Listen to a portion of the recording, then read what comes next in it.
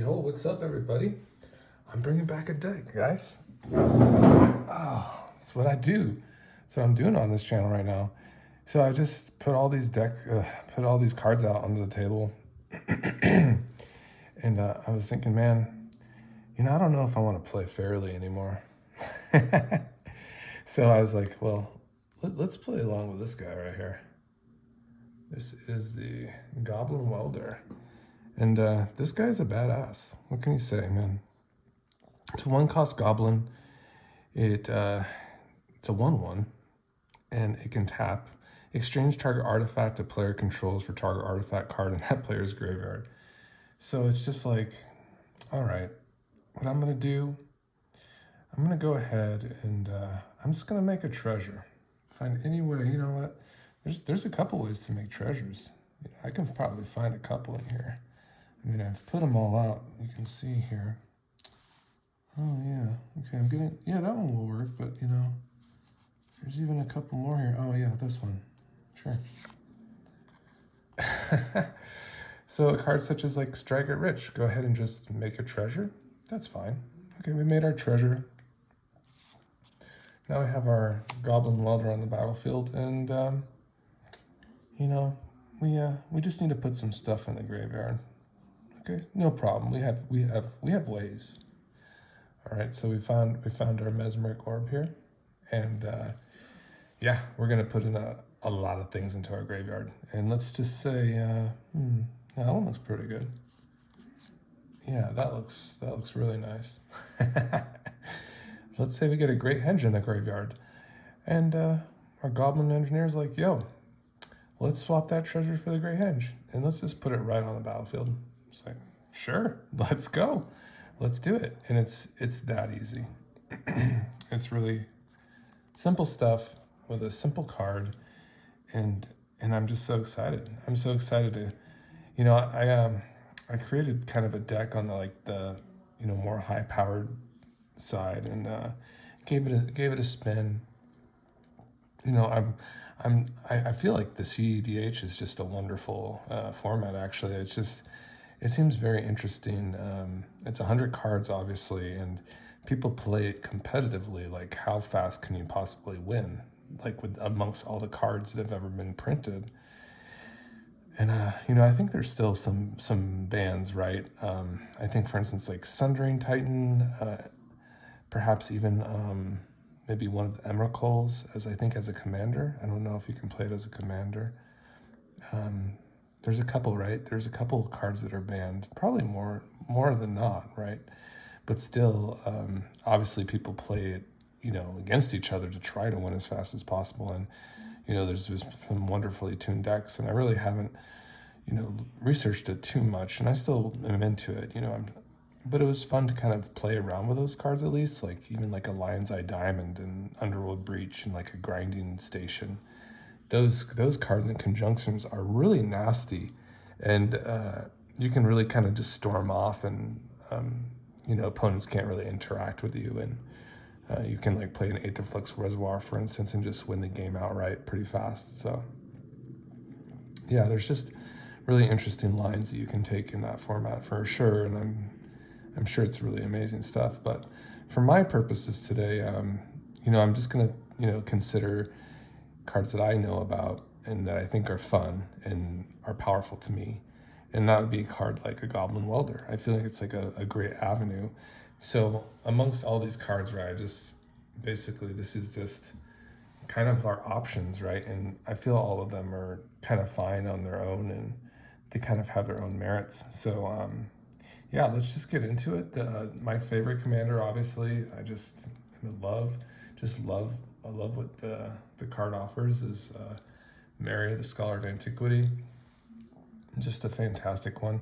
I was watching a Croquis video today, and he was playing against an opponent in is it the Standard Alchemy Best of 3, and someone was playing Meria Legends in like the top 50 in the Best of 3 format. So it's kind of nice, and yeah, Meria's good, right? It's good to tap artifacts, good to get value out of them. Seems fine to me. It's a great card. So what are the cards that we really love with Meria? Of course, we love artifacts that are colorless. So and we love all the unearthed mechanics from the Brothers War. That was a great addition for Meria to get some nice colorless artifacts and can continue to get value from the graveyard by putting them in there and playing them for their unearthed cost. So, for instance, a card looks like a Scrapper is like a great first avenue into this deck that we want to kind of create, right? So pretty much I have like a good base here. Underneath like kind of all this minutia is like a good start. These are kind of the cards that are kind of just strewn across. Basically came from a deck that was already constructed, and they're basically just pretty much very strong considerations for putting in the deck. But I can kind of clear some of this off right now, and then we'll get kind of right into it, kind of the sequence here, and we can kind of go from there and see what cards stand out more often than others. We can really narrow it down. We're really going to be really all in on artifacts for the most part, artifact creatures in general. I think that's kind of mostly the avenue with treasure.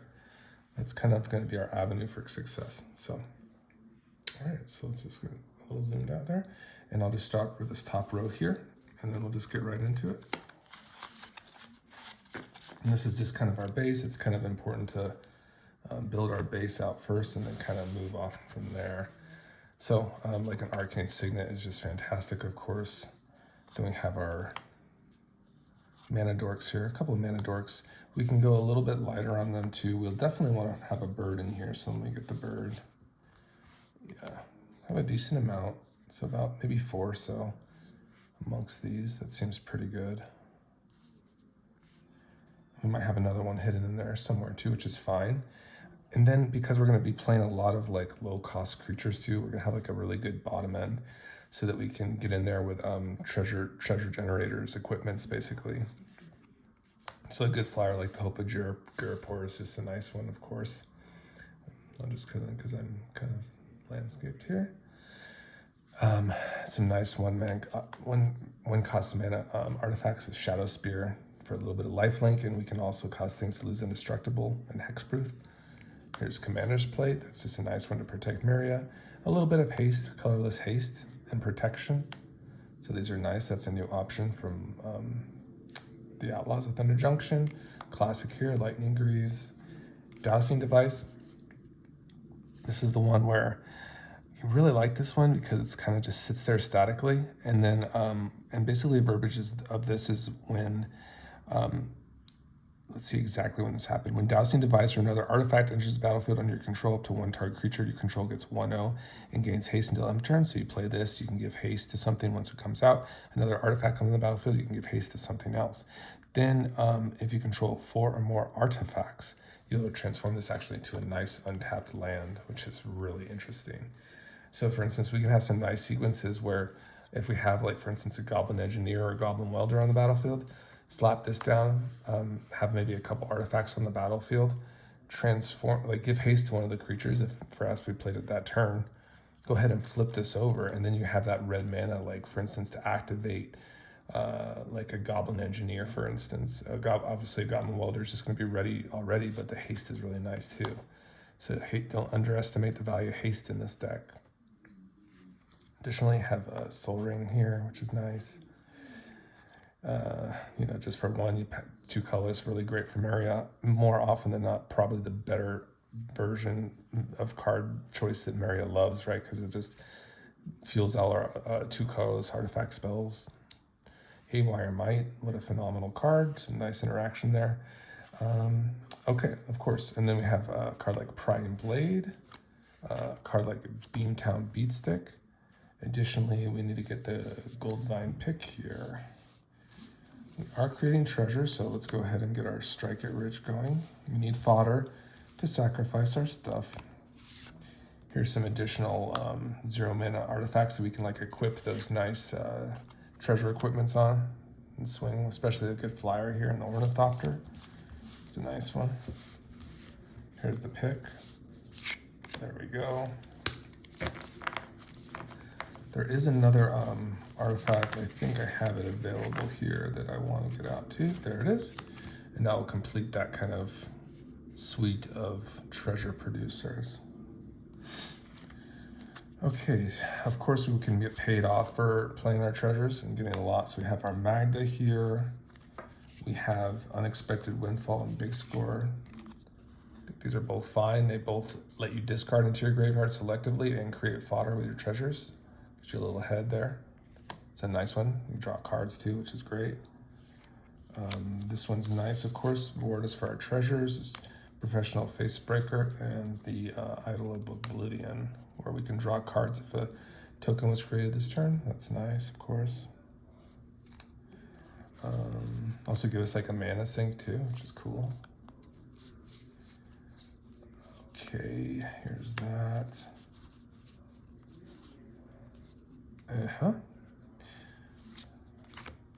Here is Zorn. You know, we're going to be creating lots of treasures, so let's go for it. There's Tyler's Provisioner. Let's make some more treasures.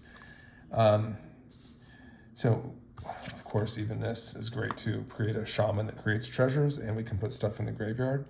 So it kind of handles all that.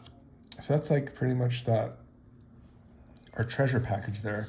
Additionally, here's our another kind of sack outlet there with the Goblin Engineer. We're definitely going to need our Derevi here. That's kind of our next sack outlet. Let's see here, where is Derevi? It might be in this pile here. Oh, of course. There's so many good cards. Oh, there's the Welder, of course. And Derevi. The other cards that we need to play are Scrap Mastery and Trash for Treasure. A really good combo with the Goblin Engineer too is the Phyrexian Dragon Engine. I saw Aspiring Spike do that, and I was curious. When I first saw it, I kind of didn't really make sense of it, and then it made more sense. So with the Phyrexian Dragon Engine, if you just have this card enter from the battle, from your graveyard, for any reason, whether you pay the unearth cost or not, you get to discard your hand and draw 3 cards. So it's just like instant gas. Like you can just have this with the Goblin Engineer and just basically have it come, like enter from the graveyard and just go ahead and, if you're like empty-handed, you just draw 3 cards for the cost of 1. It's in a tap, so it's just really good value, right? It's also like a good one with like, you know, because it has double strike, it's good with like an Agatha's Soul Cauldron too. Give all your creatures double strike, which is a nice, especially a nice one when we're creating lots of treasures. So that is a consideration too. I'm gonna get out the Trash for Treasure here in a moment. I just have it all lined up. Sometimes I get these decks kind of prepared to, someone really recommended this one. I think I'll definitely get this one out too. It is on the more expensive side, but I kind of want to give it a shot because it can really put a lot of cards in the graveyard at once. Really, probably going to be really good for our Scrap Mastery too. Well, I hope you're all doing well today. I am doing most excellent. We have 2 days of school basically left, 2 school days, so congrats everybody. It's a good day. It's a good day today. Here is your Trash for Treasure. That's a bomb. That's a scoop inducing card, huh? Just all of a sudden you have like a Portal to Phyrexia in your graveyard and you're just exchanging like a treasure for a Portal to Phyrexia. It's kind of ridiculous. And then this one's a bomb too, where it's basically like a living death for red, where everybody has to sacrifice all the artifacts they have on the battlefield, and then you get to return you get to exile all the artifacts in your graveyard and then return those to the battlefield at once. The ones that are exiled, you just put them right on the battlefield. So more often than not, we're gonna have like an abundance of artifacts like entering the battlefield at once. So it's gonna be great. So that's kind of our treasure sacrifice. You know, there are some really good payoffs for creating abundance and treasures is the Saren Steel Seeker. Also, it builds your graveyard, gets you kind of a lot of lands too in your hand, so you just like don't really miss your mana, miss your land drops. So that's a good one. Definitely another value card here. We just loved like the Green Reality Trip. That's what the augur bottom is if you're not familiar with the reality chip, you basically just get to play from the top of your deck. And kind of we pretty much get to do that with augur if we have the creatures with 3 different powers on the battlefield. It already can play lands from top of our battlefield at any time, which is really nice. It's just a really sweet card for that low cost of 3. It's a great green card. It's really good glue. So there's that. Additionally, we should probably just get right into the way we're going to build our graveyard, and then we'll probably talk about the payoffs that we're going to get. So, just like a classic card that kind of builds a graveyard is like a Faithless Looting. That's just a lot of value, and then, you know, you could just go ahead and mill it yourself and maybe get more value out of it just incidentally. So it's a little more like an extra card in your hand, basically. Additionally, the Volatile Wanderer, because we're tapping it for mana with Meria, and then, you know, looting a card, and you know, that's good value to get in our graveyard, cards into our graveyard, cards into our hand, get a lot of different looks. Additionally, we just talked about this, the Brass's Tunnel Grinder. That's a nice new one where it enters the battlefield, discard any number of cards, then draw that many cards +1. So you get a little, you get ahead on it. Basically just kind of break even on cards, which is interesting, and you get to put a lot of cards on your graveyard. Then at the beginning of your end step, if you descended this turn, put a board counter on. It's your end step. Put a board counter on it. Then if there are 3 or more board counters, it remove the counters and transform. Add red. Whenever you cast a permanent spell using mana produced by Tecotlan, the Scarring Rift, discover X, where X is that mana value. That's very cool. Very cool. All right, there's the Tecotlan. So that sounds very nice. All right, lots of value there. Sweet. Okay, how else are we going to build the yard? For instance, like a Monsters Manual. That one's nice. We're going to have like some nasty, you know, big creatures in our deck too, so why not? Why not play a Monsters Manual where we can just, you know, return a creature back, put some cards into our graveyard, and then it can act as like an Elvish Piper here.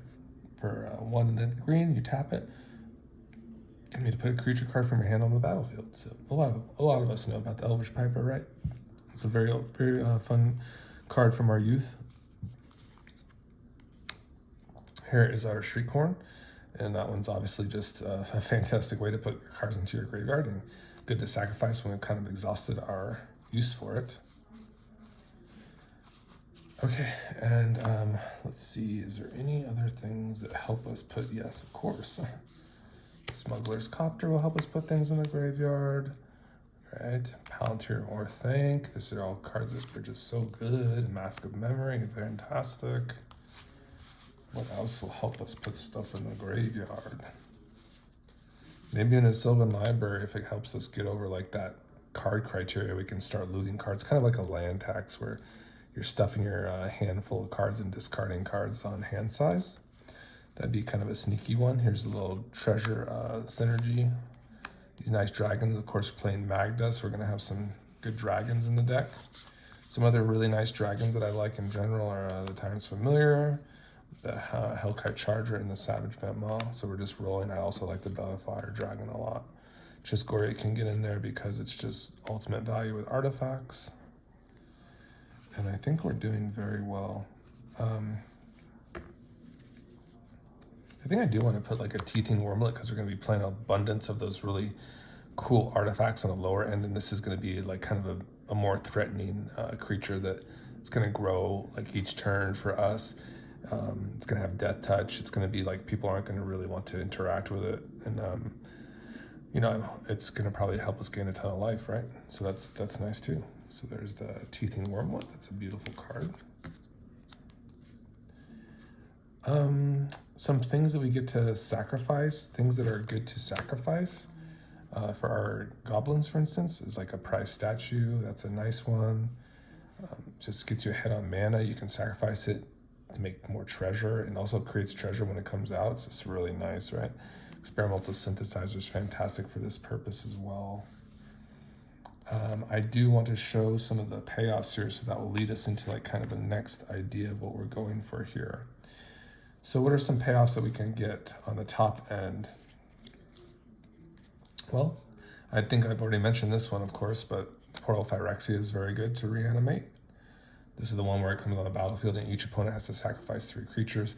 On your upkeep, you can put a creature card from the graveyard from any place. Any opponent opponent's graveyard or yourself and have that creature come onto the battlefield immediately. It's a Phyrex in addition to its other types. Here's another nice dragon that's just, you can also unearth it, or, you could resurrect it because it is an artifact. So what a beautiful card to have, like a Steel Hellkite. Let's try the Skullport Nexus. This thing doubling the power of things is like really fancy, huh? You can get really nasty with this card. Here's the God Pharaoh's Grift, and just another nice resurrection target. Cityscape Leveler is nice. Immortal Sun is fantastic. Doors of Durin is fantastic. Where is the henge? Of course we need, I think I already put the Great Henge in there, to be honest. There, of course, is some more ways to get things in the graveyard. The Scrapwork Mutt. Yeah, let's just get these in here. Some card draw. This is another way to put a lot of cards. Little value. Oh my goodness, it's just beautiful thing, man. It really is a beautiful thing. I don't know if I want to do that or this. Gotta make spots. I'm kind of looking for spots. That's a nice one. Okay, so there's the Great Henge, of course. Here is Mesmeric Orb. We kind of mentioned or touched upon this one already, the Build a Graveyard. Here's another really nice resurrection target, of course, is the Great Henge. I like this one for the Goblin Engineer, but maybe like really the target is the Phyrexian Dragon Engine. But I feel overall like it's just a good card in general. The Sword of Fortune Frontier, it's great here. It's an equipment, so we love it. The One Ring is fine, just for like an abundance of cards. Then some removal, of course, just like the nice suite of Blasphemous Act, Vandal Blast, Beast Within. More value gas with this, of course. The Research Desk. What else, guys? What else? I mean, Tooth and Nail is not a bad high-powered spell to get out. Like basically moving towards that Dragon Win Con where we're getting like multiple combat steps. Kind of a nice way to go about it. If we want to do big mana stuff, of course we have the Dousing Dagger, Rishkar Expertise. We're doing it. I mean, even Last Marks of the Ents would probably be good here too. So I'll probably be getting that out. I'm definitely like way over our playables once again. That's okay. But there's Vorinclex. That will also help mill the yard. And then we have some other good base cards here, like a Mox. These can like take the place of lands, to be honest. So we can do like, we could probably get away with just 36 lands, like a very average stack. Mox Amber, Paradise Mantle, that can help us get there too. Wheel of Fortune's a nice one to kind of rebuff our hand. Agatha's Soul Cauldron to get that value from the graveyard. More card draw, copying artifacts, of course, with the Mycosynth. Getting value back with a Noxious Revival. And I believe we had the Return of the Wild Speaker here. Wild Speaker is definitely solid. I mean, it probably gets a lot better if you're like reanimating good artifact creatures too. So we'll definitely need to get our Wormcoil Engine out. That's also a very good card for this. Probably like a Koldatha Forge Master is good as well. Let's see. Oh god, even like a Displaced Dinosaurs is very good here. Lots of very good cards, to be honest. It's really, that's a good reanimation target too, is like a Chamil. Here's the Wormcoil Engine. Okay. In terms of like maybe a couple tutors, I think they're fine for the Doors of Durin. So like a Worldly Tutor. A Gamble just puts it right in your hand. And we might not be too mad about putting stuff in our graveyard at random, so not a bad card choice for us. I think we're going to play like the Sensei Defining Top and the Pentat Prism. I mean, I think we have to play this too, the Tribute to the World Tree. And I think these are kind of the cards I want to consider. I think I got all the ones I really wanted. I can think of some cuts kind of already, to be honest, but let's check it out. Let's see where we're at. And I don't expect to be up too much. I mean, it feels like kind of a stack. So 2, 3, 4, 5, 6, 7, 8, 9, 10, 11, 12, 13, 14, 15, 16, 17, 21, 22, 23, 24, 25, 26, 27, 28, 29, 30, 31, 32, 33, 34, 35, 36, 37, 38, 39, 40, 41, 42, 45, 46, 47, 48, 49, 50, 51, 52, 53, 54, 55, 56, 57, 58, 59, 61, 62, 63, 64, 65, 66, 67, 68, 70, 71, 72, 73, 74, 75, 76, 77, 78, 79, 80, 82, 83, 84, 85, 86, 87, 90, 91, 92, 93, 94. So we don't have to play any lands. There will be no lands in this deck. We will play it as that would be crazy. Crazy concept, huh? No land Meria. Honestly, kind of sounds really gas. You could get really nasty. You could probably play all like the fast mana and just like dump your hand out. I don't know. That would be a very involved deck. You might have to plan that one a little bit more. Bankbuster for this one. We might be playing a little bit more explosive, but it's always like definitely in the more often than not. I think we're playing enough creatures for the tribute. I think it's right there. I kind of like Pentad Prism because it kind of gets ahead like really fast. Maybe even like faster than like for instance, a Arcane Signet can do with Meria. It's pretty quick. We're going to be manipulating our deck a lot. I think Sensei's Divine Top serves that purpose. I think if I choose between like a Rolly Tutor or a Gamble, I think I go for both. I think I go for both of those. Worm Coil is very good here, of course. Chimil, we're going to be playing like a lot of zeros. So zeros and ones, so maybe it's not the best Discover. I mean, you could look at, you just exile until it's a 5 or less. So maybe not the best for us, but a Displaced Dinosaur sounds pretty great.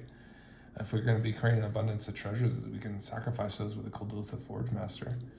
Return of the Wide Speaker, I think that's fine. That like risk, like probably like, we have like a Tooth and Nail too. So I feel like two big green card draw spells are usually good, like a Rishkar, Last March, or like a Rishkar or Tooth and Nail. I think that's kind of like where I'm at with Meria, and I think that's fine. So I could consider just losing that. Do I need to like get value back from the graveyard with like a Noxious Revival? I'd say it's probably pretty good. Oh, but it goes right to your top of your library. That's still probably pretty decent, but we'll have to consider that one. That one's really good, right? All right, let's keep moving here. I think like a Timeless Witness, that just puts a card right back into your hand, right? I think I want to maybe check that one out real quick before I kind of do anything here. Because if I can go back to my hand, I would prefer that. That would be good, rather than just on the top of the graveyard. Yeah, I think so. Yeah, that's good. I like that one. Eternal Witness, that's a nice one. I like that. That sounds very good. Just go ahead and put it right to my hand if I want it. It's good selection. So what's going on with y'all? What's going on? You guys loving everything? You guys loving all the content? So much content. A lot of Magic people. People love this stuff. I like it a lot. Thanks for joining me. Thanks for coming along. All right, let's just keep going. We'll play the Mycosynth. That's a land too, so we can just put that to the side. These are two that are just like immediate slot-ins, like Urza Saga and Mycosynth. Those are really nice for us. Howling Mine is just so many cards. Agatha seems really good here too. The wheel is good, right? I think we'll be kind of dumping our hand out, so the wheel's a good one. This is just amazing. The Paradise Mantle, 0 drop, tap it with Meria, equip it to Meria, turn Meria into a mana rock, perfect. And then it keeps on tapping for mana as well. Sweet. Then Mox Amber for our nice low-cost legendaries like Ragavan and Magda. Vorinclex, that's a nice one that just kind of, I don't know how often we'll hit creatures though, because we're very like deep in like other spells too. So maybe this isn't a Vorinclex deck, but I love Vorinclex. I do love Rishkar's Expertise. I love Douse and Dagger to get ahead on mana. I like Tooth and Nail for just bringing out like win cons. This is just a great unearthed card. You can get a lot of value from Mishra's Research Desk in the graveyard deck, so I consider that. Consider all the unearthed cards. I think they're all very good enough for like most formats. The unearthed, the unearthed suite from the Brotherhood's Ward was fantastic. Then we have Beast Within, just some nice removal, spot removal. Have some nice kind of mass board wipes for artifacts, along to go with our Scrap Mastery. Blasphemous Act seems very good to destroy everything on the board. This will just regas us, the One Ring. Sword of Fortune Frontier. This one could be good, could be decent. It's always good with the Meria deck. It's always threatening, right? So it just gets you ahead on lands and it gets you cards, so it's solid. Here is the Mesmeric Orb. Very good for our game plan of putting cards into our graveyard. Great Henge is great. Scrap Mastery. I think the Doors of Doran is like right there because we have so many ways to manipulate the top of our library, like Sensei's Divinum top, Saren's Steel Seeker, Worldly Tutor. We have all those cards to support it, so we're probably not going to whiff too much. I think this is a great reanimator target, the Immortal Sun. These are all like very good slot-ins. You know, these are all like really solid. This is just a great lineup. This is great sack outlets, these cards here. The Wormlet is very good. It can gain a lot of life for us. I don't know if it's the best commander card. I think it's very good in like a single player format. So maybe not the Wormlet for this one. I like just Gory to like kind of find us more artifacts too. So I think that's a good one. Balefire is more like, more damage, right? More damage to our opponent's creatures, and we can kind of control them in that manner. I think here's like kind of our secret win con is the Savage Ventmaw and the Hellkite Charger to get us those like kind of infinite combat steps. Tyrant Familiar can do that, that removal as well. So this is a very good lineup of dragons. They also create treasures or benefits our treasures. We got lots of cards with Sylvan. Mask of Memory is good. These are all great. These are all just so good. Let's see, Monsters Manual. That definitely kind of does all the things we want it to do. So why not? Brass's Tunnel Grinder, Building the Yard. Looting is just a classic card, to be honest. The Green Reality Chip, yeah, of course. Can't really say no. So you can't really say no to a lot of these cards, so it's going to be hard. These are all good. And I think this is kind of I think we can kind of manipulate our base a little bit. I don't think we need the Provisioner. Zorn could be a good payoff for all the treasures we're making. Seems very interesting. Idol of Oblivion, that just draws cards based on us like basically creating treasures, so it seems pretty good. Yeah, I think I want to try it out, at least try it out. Professional Basebreaker just gives us more treasures. I don't think we need two of these. They are very good. I think we're going to be okay building the yard, so I think obviously just having the 3 colorless is better for us. Magda, she's good with all these treasures. She should be fine. I think we could play like the suite of, treasure producing artifacts. I think we have enough like low cost creatures to do that. Do we need so much like a Strike It Rich? I think we're going to be like creating enough artifacts or casting enough artifacts for fodder. So I don't think like maybe the flashback is interesting though on that one too. It's a nice kind of value. It's kind of weird to leave off the table, to be honest. I guess you can consider like playing a Strike It Rich over like one of these Mana Dorks. I think that's probably pretty good actually. So let's just get rid of this Llanowar Elf here and still play the Strike It Rich. It seems like a good concept. Here's this, our Beamtown Beatstick. Prying Blade is good. Might, Soul Ring, Dowsing Device. How much haste do we need? I mean, I think I had a good amount of haste. I don't know if I need so much haste. I mean, haste is always nice, especially for the dragons and the goblins. So we definitely want to try the new lava spur boots. We definitely love lightning greaves. Definitely love swiftfoot boots. Yeah, I think we're just going to do it all. Commander's plate for protection. It is very solid, of course. Shadow spear is very good too for life gain and just making things lose indestructible. They can like basically take out anything with our beast within, even like another one ring, which is really nice. Hope of Girapur is kind of like a counterspell. Bird, Ragavan, Elvish Mystic, and a Signet. So I think we got through a couple more cuts there. I think I cut about 10 cards, so I'm probably about like at 80 now.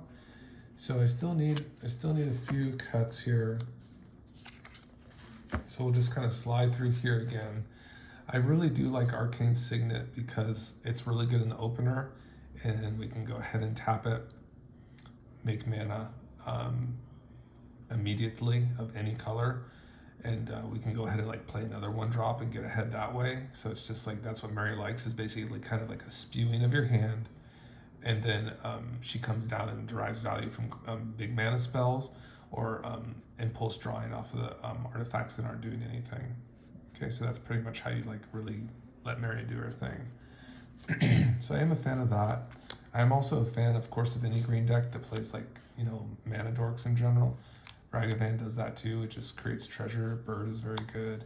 This is like a counter spell. This is just a solid utility card. I think it'd be kind of nuts not to play Commander's Plate because at the one spot it's just so good. Then I like kind of all these hasty enablers. Yeah, I think so. I think we kind of want mostly haste. Yeah, mostly haste is good. Might, Blade. Okay, these are just like all our... We're definitely going to be creating lots of treasures here. So that's good. We want to do that. We definitely got the support here. Idle. Seems good. Maybe, I mean, this compared to Howling Mine, I think it could be interesting, right? That mana sink is really interesting to create a 10/10 Eldrazi. That's really weird. A really weird card. I like it. Zorn, Fable. Yeah, yep.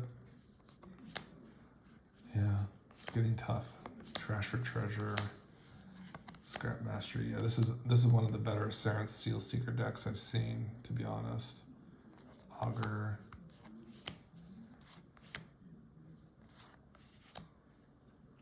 Let's think of this monster manual. It is a little tad slow, just a tad bit, right? We will have some bombs, you know, but maybe...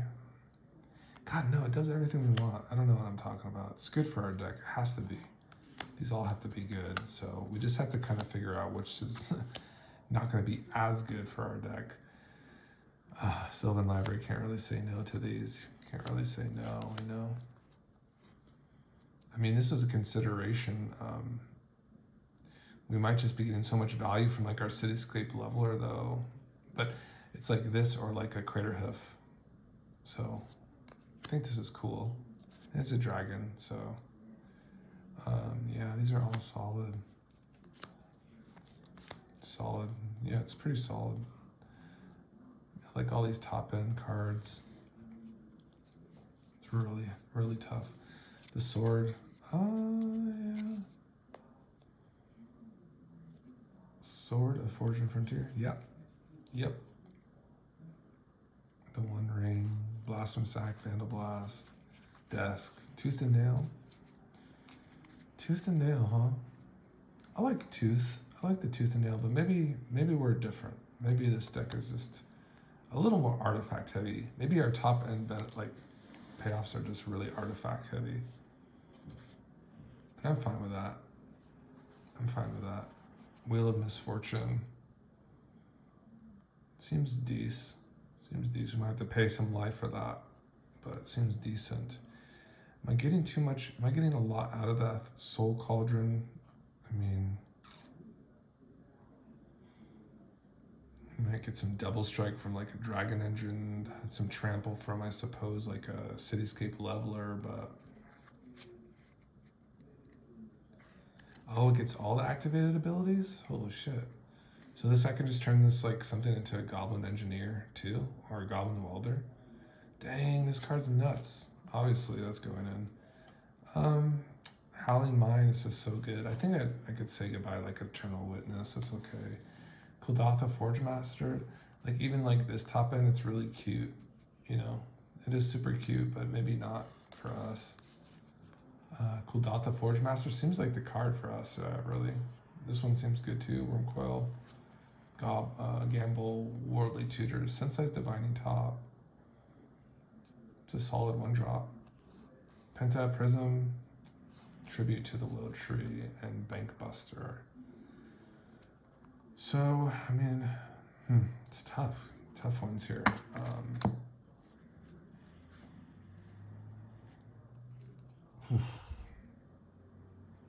I mean, we could even consider like we might have colorless mana too with some of these. So we might not always get the full value from a Pentad Prism.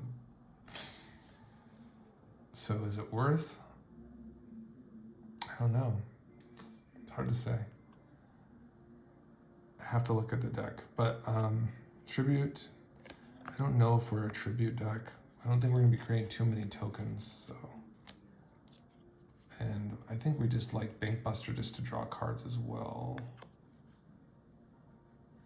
All right, so let's count up where we're at now.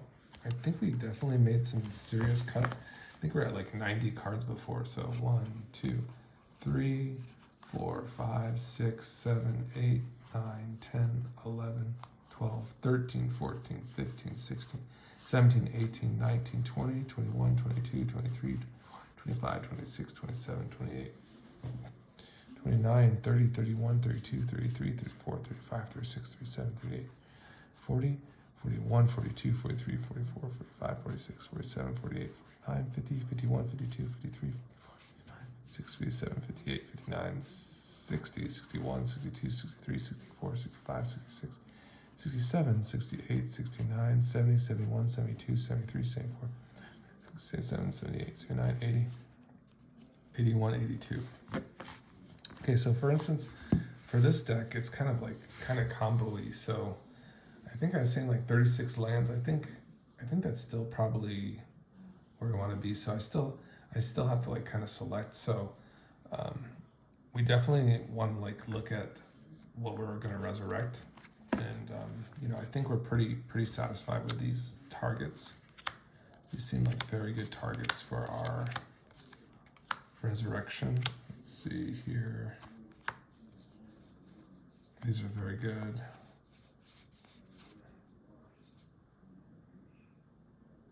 Rishkar seems very good. These are good resurrection targets for sure.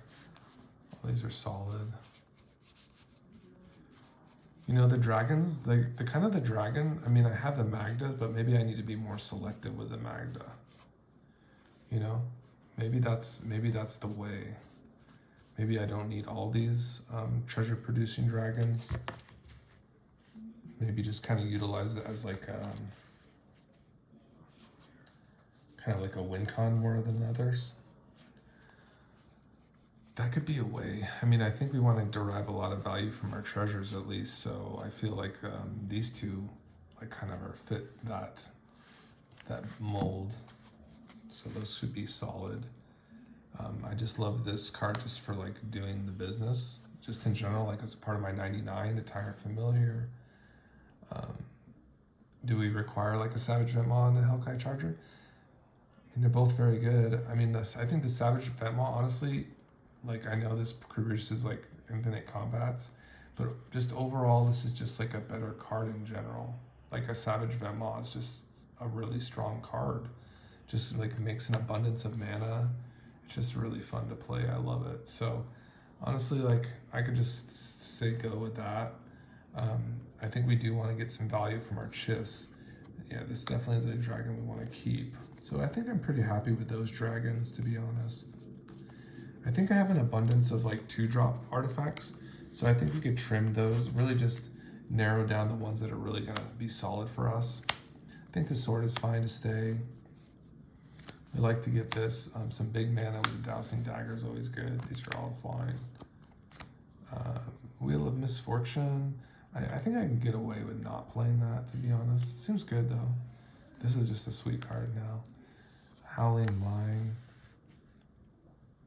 The Koldatha Forge Master seems really fun. Goblin or Gamble, yeah, these are good. Worldly Tutor is also very good. Sensei, that's fine. Okay, Pentad Prism. I gotta try it out. I think it's perfect for Meria.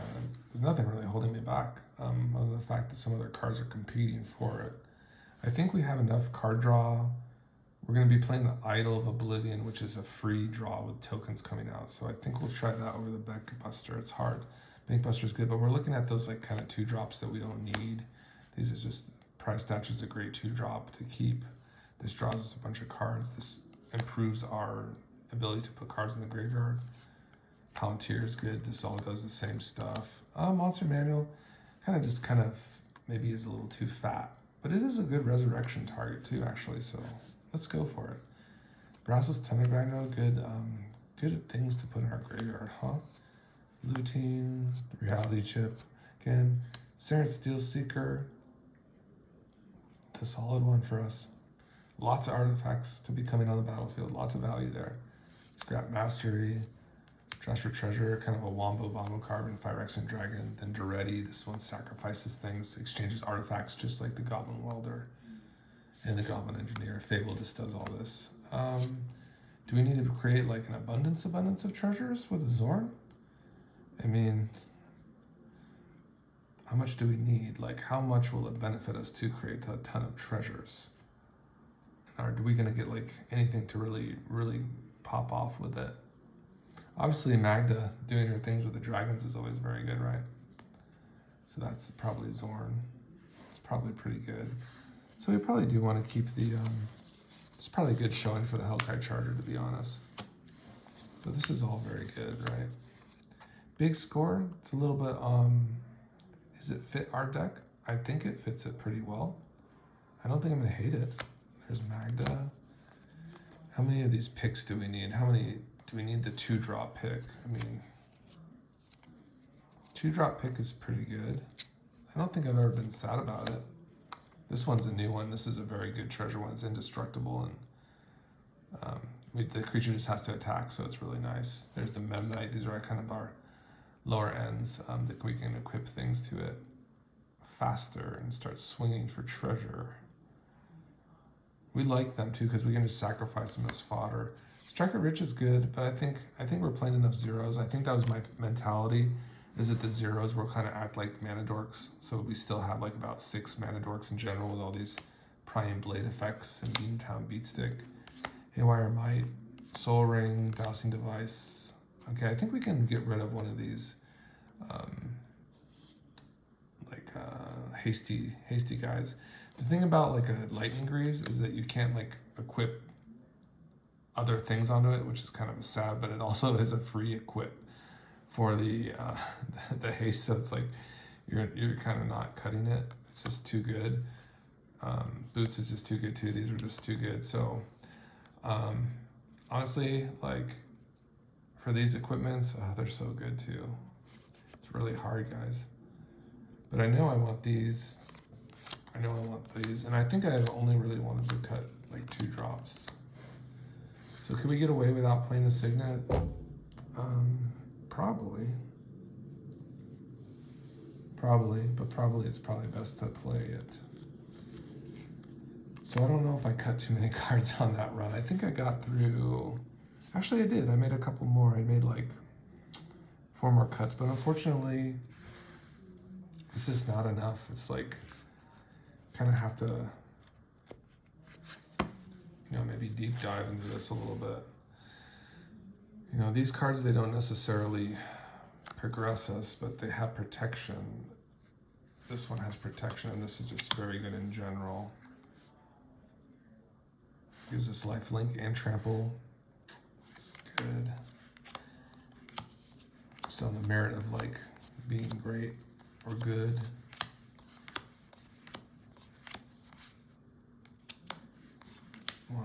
These are just all very good.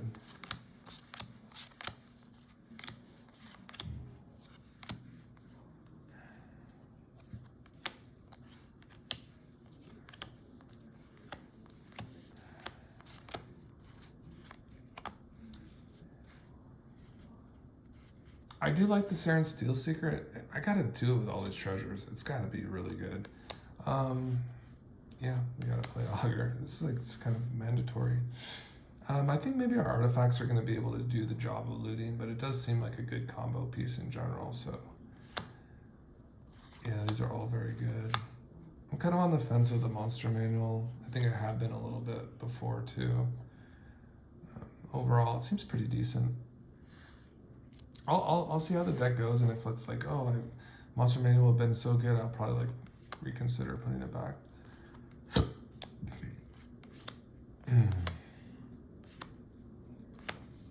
Good to sacrifice. There's the prism. We could probably play like kind of a lower land count too. Playing a lot of zeros. Dowsing device, yeah, very good. These are all very good. Sword, yeah. Mesmeric. Removal. How do we feel about Chiss? The 3 red is kind of interesting, but I think we'll have like no problem casting it. This is just big mana stuff. All of this is great. Cards, cards, cards. Nexus. Seems interesting. Yeah, maybe like a very low land count deck. I might be okay with that. Like, honestly, like 28 lands, 30. It will be interesting. 1, 2, 3, 4, 5, 6, 7, 8, 9, 10, 11, 12. 15, 16, 17, 18, 19, 20, 21, 22, 23, 24, 25, 26, 27, 28, 29, 30, 31, 32, 34, 35, 36, 37, 38, 39, 40, 41, 42, 43, 44, 47, 48, 49, 50, 51, 52, 53, 54, 55, 56, 57, 58, 59, 60, 61, 62, 63, 64, 65, 66, 67, 68, 69, 70, 71, 72, 73, 74, 76, 77, 78, so not like 22 lands would be like way too little. I think like 30 would probably be very comfortable considering. So I just need 8 cuts. Do I want to cut any of the like top end artifacts? Probably not. They're kind of our payoffs, the most payoffs more than anything. So that I'd be feeling pretty bad. Like kind of the Savage Vent Maw line with the Hellkite Charger. Seems like a good mana sink, but maybe we're just going to be able to get enough value already from our artifacts in general, so that doesn't hurt too much. I like all these cards. I like all these cards very much here. They just have good synergy. Orb. We have the sword here. That one's good. We have good removal, good value. More big mana stuff. Dowsing device. So this card makes me think of big mana stuff. Rishkar, Paradise Mantle, these are all very good. Seems like a good way to like get value from our artifacts too. Top, Prism. You know, let's give the Prism a chance. Let me, you know, I was gonna say play the Signet, but maybe that's causing me a little bit of a dilemma. So let's do it. Let's try out the Pentad Prism. We might get really ahead on it. Might be like a really explosive card. Basically casting it for 2, putting charge counters on it, you know, and then being able to remove charge counters and tap it for mana. Like basically like a Dark Ritual kind of effect. Seems very interesting for us. So maybe I'll just make a short of this. So basically what we do with Meria,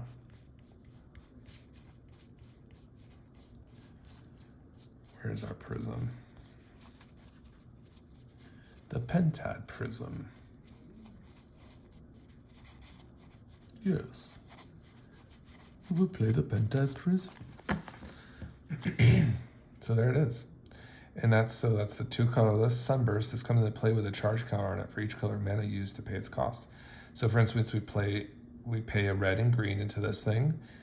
It comes on the battlefield with those 2 Sunburst counters on it. A turn goes by, we play Meria. Nice.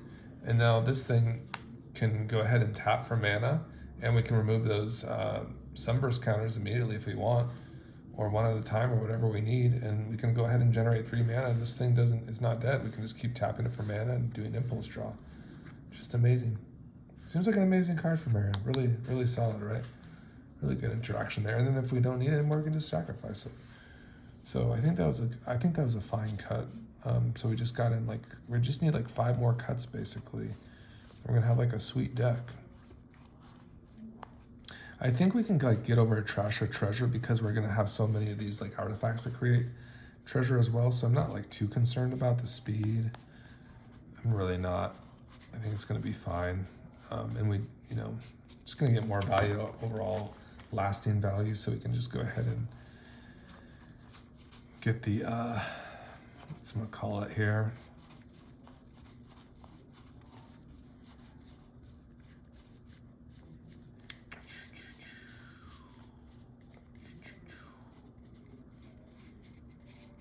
Oh, did I already cut it out? Oh, I already cut out the strike for Rich. Okay, so I already did that. So good on me. That was a nice one already. So we're on the right track here. I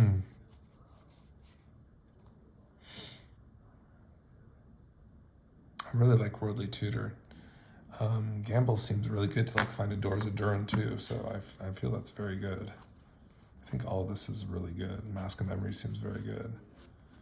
So we're kind of in the very tough zone right here where we have to make tough decisions.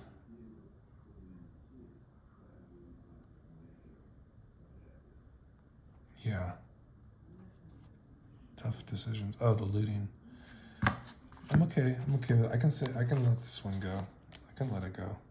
It's fine. Got a lot of artifacts that do the same job. I feel like the Augur is just too much value not to have in a deck. But it's close. I'm giving the Serenth the chance here. These are all very good. Fable, of course, is very good. I don't know if we need the Zorn to create so many treasures. So we're going to be making a lot. If we do it that way, I mean, we're going to be getting in with combat. Are we going to get in with double strike combat? Probably not. But this seems like a good one, the Facebreaker, a good showing for us. Big Score seems really good too. The Pick. These creatures here. Do we need both of the Memnite and an Ornithopter? We have a lot of mana dorks too if we need to create treasures, maybe equip something on them. But overall, I love the Ornithopter because it's a flyer rather than Memnite kind of just gets stonewalled by creatures. So let's let the Memnite kind of go. And this is fine. We're still going to have creatures that can swing in and create that early value for us. I think I'll just probably let go of I think most of our creatures have haste, but I think haste is still very good. So we'll just keep that the way it is. A Mystic, Shadow Spear, Commander's Plate. Man, the Commander's Plate is just these ones are giving me a tough time too, but Shadow Spear is just very good for shutting things down, and it's a very good techie card. Commander Plate is just very good for Meria in general. These are all very good. I'd say you want to prioritize kind of the artifacts then. If you're having trouble finding your cards for Meria, just probably put all the artifacts to the side because the artifacts are just the bread and butter of this deck, to be honest. So, we can probably figure this out just from kind of separating these things into piles.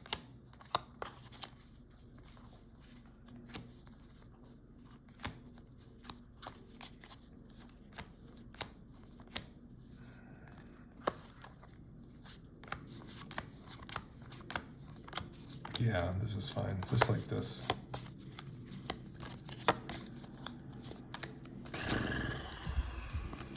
Yeah, another long video, guys. I'm just rolling, man. I've just been rolling. Like, what can I tell you? What can I tell you guys? It's been fun.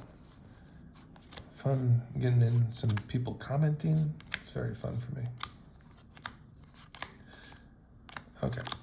Wow, we have so many artifacts, like so many, which is great. I think we should probably just get a rundown of like all these sweet artifacts we have, like, because it's just like amazing. It really is amazing.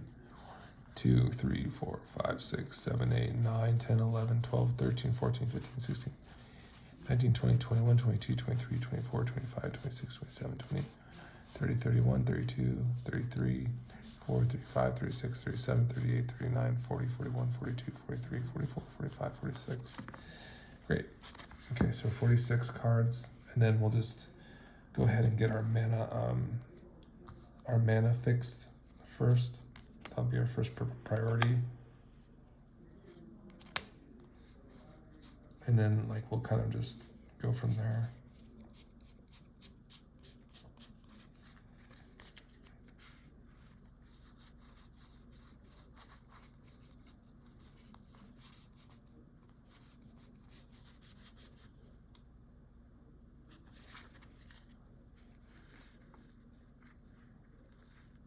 So there's 3 dorks here.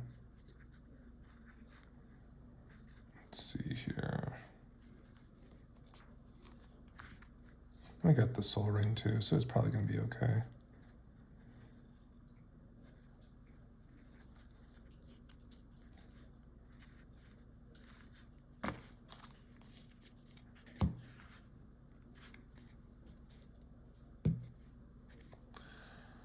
All right, let's see here.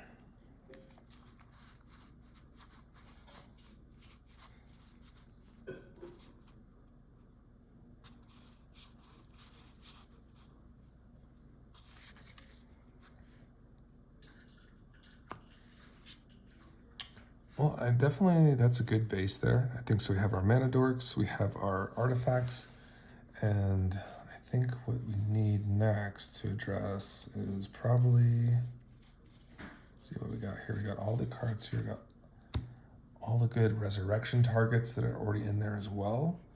So in terms of some things that are going to aid with the resurrection, of course, we need to get those in our deck. So that would be cards like Scrap, Trash for Treasure, Duretti, Welder, Goblin Engineer. Things that are going to create fodder will also be prized, so to speak.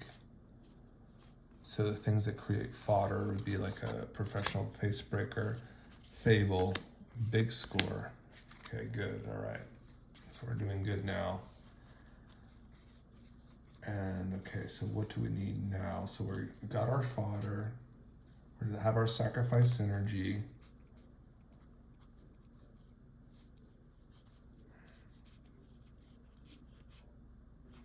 Here's some good payoffs. So we need some payoffs. So what's good with Magda Dragons? Okay, I think we're on the right track. So we have our good dragons here. Yep, these seem good, just like that. Okay, we got our good dragons. We like removal, so we definitely want to have a removal. Okay. And then we definitely want some cards. So what's gonna like give us cards, the most cards? So that would be like a Sylvan Library, like an Augur. Even a Gamble is very good at getting what we need immediately, and like a Rishkars, I suppose. I like a tutor though for like a Doors of Durin. So I think that's kind of like, I think that's probably about the limit that we can do. So let's see if we have like a deck here. 1, 2, 3, 4, 5, 6, 7, 8, 9, 10, 11, 12, 13, 14, 15, 16, 17, 18, 19, 20, 21, 22, 23, 24, 25, 26, 27, 28, 29, 30, 31, 32, 33, 34, 35, 7, 38, 39, 40, 41, 42, 43, 44, 45, 46, 48, 49, 50, 51, 52, 53, 54, 55, 56, 57, 58, 59, 60, 61, 62, 63, 64, 65, 66, 68, 69, 70, 71. Okay, that's it. So it's going to be like a 29 land deck. So should be fine. We're going to be playing like, I think we have like at least, do we have like 4 0 drops? I think so. We have like a lot of 4 drops or 0 drops. So those kind of like act as lands. So that kind of brings us to like a 33 to be honest. So overall, I'm pretty satisfied with the deck overall. I think it's going to be fine, even with a lower land count. So for instance, we have an Ornithopter. We have, let's see, Mox Amber. I think we have a Paradise Mantle in here too. So we have like 3 0 drops. Yep.